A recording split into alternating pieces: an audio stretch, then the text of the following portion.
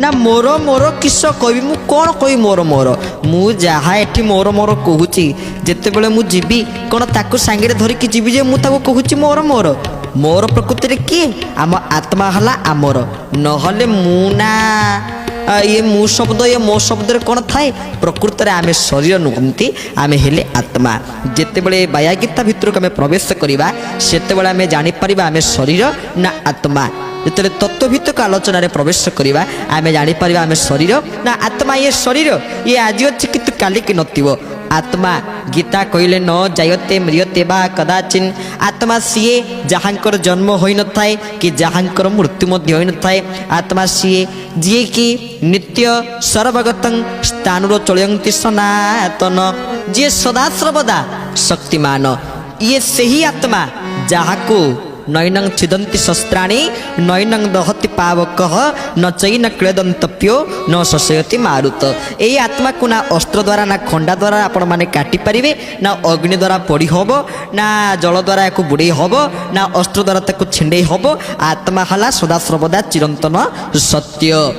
आउ बाबा बाइया आम मानकर कल्याण पाई अति सुंदर भाव में कहले कहले तमें सीना कौच ये सब मोर मोर मोर तुम शरीर आगे तुमर तो तुम शरीर भी तुमर नुहे दिन ना दिन ये शरीर भी तुमको छाड़िकी ये जीव जमी आम गीतार पढ़ुचे बांसा से जीर्णानी यथा विहाय अर्थ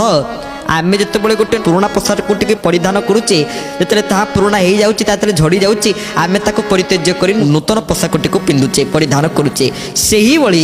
आत्मा चिंता करे जिते बड़े तार शरीरटी पुराणा हो जाए पुरातन हो जाए से नूतन शरीर को धारण करिवारे लागे। तो भक्तबंधु आमे माने समस्ते आत्मा आमे केही भी शरीर नुहे आत्मा हला सत्य जो कथा बाबा बाया भी कहते श्रीमद भगवत गीता भी कहते कारण नाना मुनि नाना मत अनेक प्रकार मुनि ऋषि माने तांकर मत हला गोटे से बाबा बाया कहले आमे मु आ मोर भाव को छाड़ीदवा ए अहंकार भाव ये गर्व भाव को छाड़ीदवा कारण प्रभु निजे कहते गाड़ी मु सहई गर्व न सहई दंड के चूर्ण करई जे मते हृद पद्मरे चिंतु ठाई अभय बर मिलई केशव केशव जय श्री केशव केशव केशव हे केशव केशव जय श्री केशव जय श्री केशव हे बोले भक्त वत्सल भगवान की जय।